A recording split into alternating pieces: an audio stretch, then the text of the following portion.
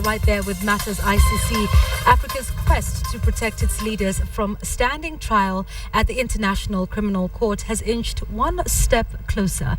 The Assembly of State Parties, which kicked off today, will tomorrow begin debating the motion by Africa to grant presidents immunity. Shamuelu begins our bulletin with today's opening session that also opened a fresh can of worms within diplomatic circles.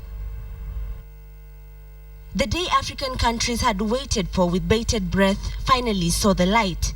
For the 12th time, all state parties to the Rome Statute would assemble at The Hague, and this time, African nations would drive the agenda. Even though Wednesday's session was a mere curtain raiser to the 8-day assembly, the intrigue surrounding the Kenyan cases at the ICC took center stage. African nations were ready to table their proposed amendments to the Rome Statute, seeking to grant sitting heads of states and their deputies immunity from being indicted by the court.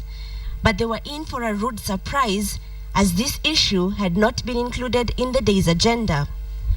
Instead, a proposal by Britain to allow President Kenyatta to follow his trial via video link had been adopted into the agenda, sending Kenya's tempers flaring straight to the roof.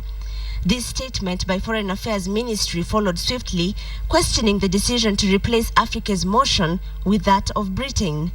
Even though the Assembly eventually adopted Africa's motion into its agenda and scheduled to have it discussed on Thursday afternoon, the move left a bitter taste lingering within Kenya's National Assembly.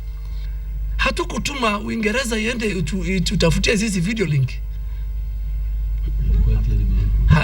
Haikuuliza serikali ya Kenya, haikuuliza rais, haikuuliza makamu wa rais, haikuuliza bunge. After yielding some ground, yielding some gains at the Assembly of State Parties at The Hague. So we've decided, in fairness and to give everybody a fair chance, to postpone the motion until we get the feedback from The Hague.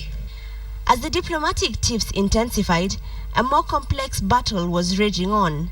ICC prosecutor Fatou Bensouda filed an urgent application at the ICC Trial Chamber 5 to have Ruto attend Thursday's proceedings.